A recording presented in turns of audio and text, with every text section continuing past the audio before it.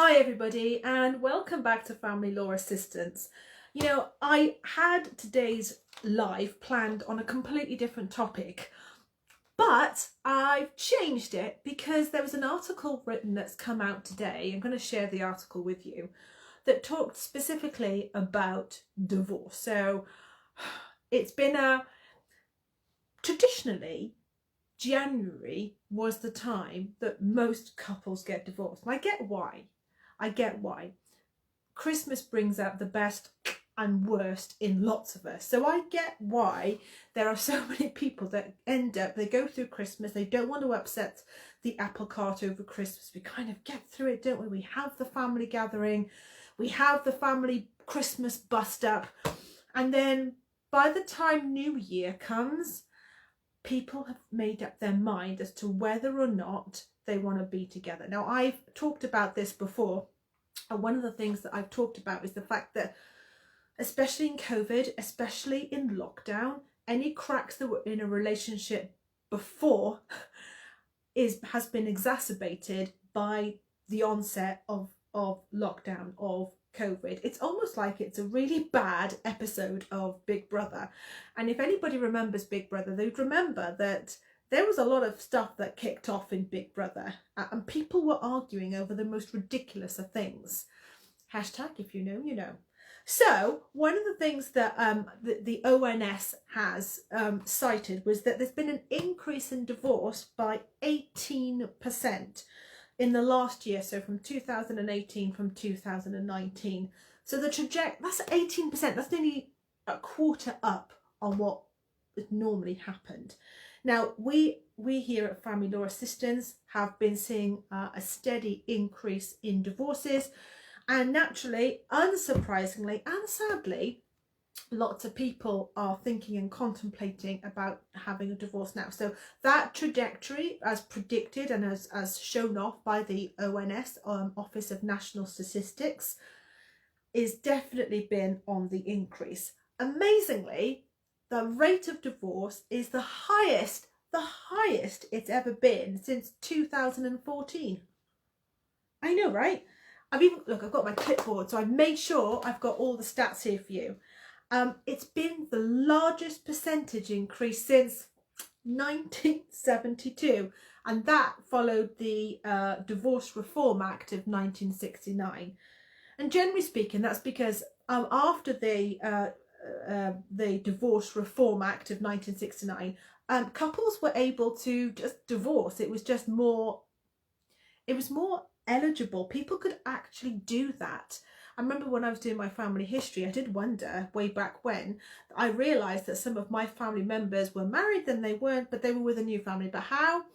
And then I realised, of course, they hadn't actually gone through divorce. It's funny because divorce is here every day, and we think, well, if you don't get on, you can divorce. But actually, divorce has been a fairly relatively new thing. I mean, for a start, not only was it the whole it's not socially acceptable, it goes further back than that, where nobody divorced. There was never really a mechanism out there for divorces. So when I, at first, way back when I was looking through my own family history and kind of wondered, well, how come that they had a family and then, well, now suddenly there's no family, but there is, because I can see the descendants, and why they remarried? Well, they haven't remarried. What actually happened is that many people in the olden days would simply leave their wife, their spouse, and set up with a new family, which is certainly what happened in my family and would have happened in a load of other families. And what generally would happen is you'd have person A going to church and then go down the road when their marriage was over to a different church and hope that the church records didn't, nobody flagged it up. Nowadays, of course, divorce is absolutely in our culture, and there's been lots of laws, reform acts in order for us to be able to divorce. But I think the most interesting fact that I read from the ONS was that the divorce in same-sex couples has doubled. Amazing, huh? Now, if you think about, and actually 3/4 of the gay couples that get divorced, 3/4 of those are female. Really bizarre. Now, in fairness to the ONS, they have said that the reason for that was because there's a backlog of 2018. When you think about the fact that gay couples have only been able to marry since 2014, I don't know, I just wondered to myself, is it a 7-year itch? I don't know. But what I do know is that it's been a whole mixture of COVID, of backlogs. Hello, courts have always been backlogged, but there's been a backlog, and there's been a whole heap of reform acts out there to enable marriage, brilliant for that, marriage and divorce similarly. So now, of course, divorce is very much in our culture, and although people in family law professionals, they advocate a no-fault divorce, I'm not so sure that still exists. I think it still does exist. I mean, if any of you have gone and completed a D8 form, then actually when you fill that in, then somebody has to be at fault. The form tells you to, well, so what was the reason? If you think about the 5 facts of divorce, well, you think about unreasonable behaviour. We think about divorce and somebody has to say, you did that wrong. And you have to show that the marriage has irretrievably broken down. So that just means you can't put something on your D8 form like, well, she snored too loudly. There's been case law where judges have refused divorce. So in my opinion, the whole no-fault divorce still exists. I think there has to be a fault. The forms certainly tell us so. But when we pan out and we have a look at perspective, we've come quite a long way in divorce, from the days where it just didn't exist entirely to it being legally able to divorce, but probably nobody would have been able to afford to do that, and certainly your average person on the street would never have divorced. When you've got through to today, where divorce is very, very much in our culture.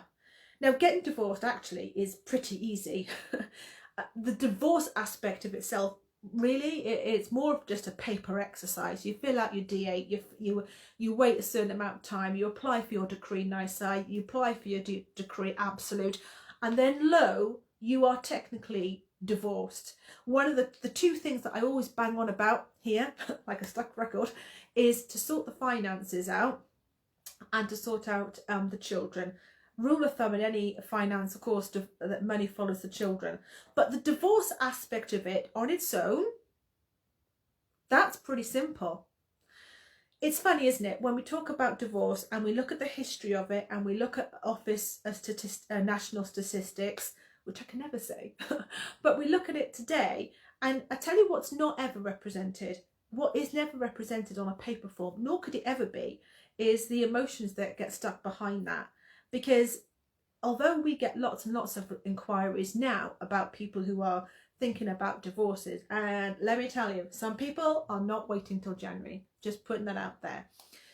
But what never gets replicated on a form is the emotions behind it, the bitterness, the arguments that undoubtedly will have happened coming up to the end of the relationship. I've always maintained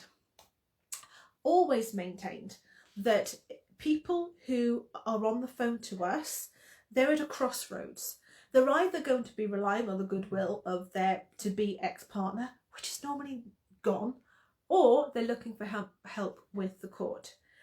So just to sort of dispel some myths and inquiries, some myths and drama around it, getting divorced actually is pretty easy. It's going to cost you 550 quid, just FYI in that, okay?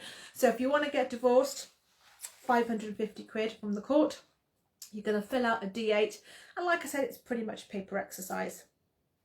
If this is you and you're sitting there thinking, I can't bear to be with them anymore, and you're thinking of divorce, if there's no resolution and you've tried couples therapy and all of that, and you're still at the point where no, they're just not the person, then just remember that actually getting divorced is quite quick. I sort of wonder, I mean, never mind the whole children and the finances, but I'm just kind of thinking that, I don't know how much you guys spent on getting married, but I know that people spend a lot of money on getting hitched. Anyway, just to leave that thought with you. Guys, have an amazing day. Over and out.